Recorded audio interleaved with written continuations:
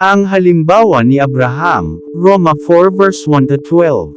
Tungkol kay Abraham na ating ninuno, ano naman ang masasabi natin? Ano ang kanyang karanasan tungkol sa bagay na ito? Kung itinuring siya ng Diyos na matuwid dahil sa mga nagawa niya, may maipagmamalaki sana siya. Ngunit wala siyang maipagmalaki sa paningin ng Diyos.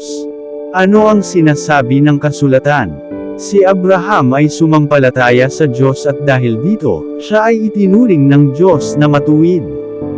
Ang ibinibigay sa taong gumagawa ay hindi itinuturing na kaloob, kundi kabayaran. Ngunit ang hindi nananalig sa sariling mga gawa kundi sumasampalataya sa Diyos na nagpapawalang sala sa makasalanan ay itinuring na matuwid ng Diyos dahil sa kanyang pananampalataya. Kaya tinawag ni David na pinagpala ang taong itinuring ng Diyos na matuwid ng hindi dahil sa sarili nitong mga gawa.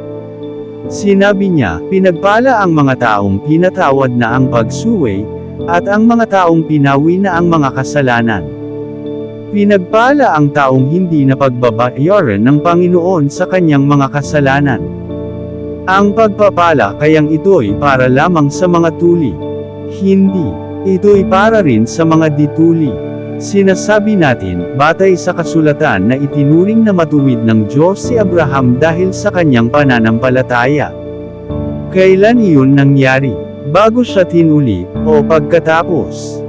Bago siya tinuli, at hindi pagkatapos, ang kanyang pagtutuli ay naging tanda na siya'y itinuring na matuwid ng Diyos dahil sa pananampalataya niya noong hindi pa siya tuli, kaya't siya'y naging ama ng lahat ng mga sumasampalataya sa Diyos, at sa gayon, sila'y itinuring na matuwid kahit hindi sila tinuli, at siya'y ama rin ng mga tuli, hindi lamang dahil sa kanilang pagiging tuli, kundi dahil sa sila'y sumunod sa halimbawa ng pananampalataya ng ating ninunong si Abraham noong bago siya tuliin.